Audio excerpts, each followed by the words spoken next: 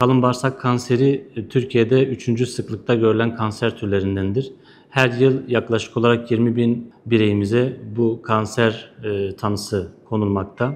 Bu kanserin risk faktörleri olarak genetik ön planda, yaklaşık %10-15 hastada aileden gelen genetikle bu kanser oluşabilmektedir. Geri kalan %80-85 hastaların da sonradan çevresel faktörler veya diyet, obezite, pasif yaşam modelleri etkilemektedir.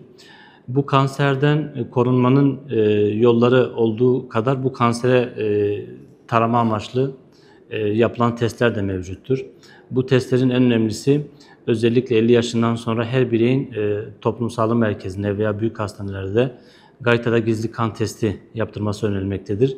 Bu teste göre hasta büyük abdestten bir miktar örneği verip içindeki kan miktarına kan örneğine bakılıyor. Testi pozitif olan hastalar üst merkeze yönlendiriliyor. Orada da kolonoskopi yapılıyor. Kolonoskopide kalın bağırsağın tüm segmentlerine bakılıp hastada herhangi bir problem var mı yok mu kanamanın nedeni araştırılıyor.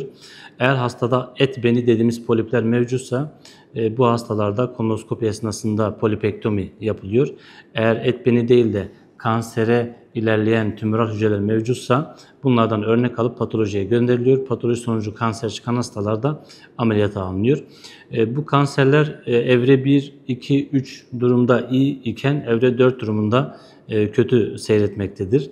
Dolayısıyla bu kansere hem yakalanmamak için hem de olası risk faktörleri söz konusuysa özellikle 50 yaşından sonraki her birey için önce gaytada gizli kan testi yaptırmaları, sonra da sonucuna göre kolonoskopi yaptırmaları önerilmektedir.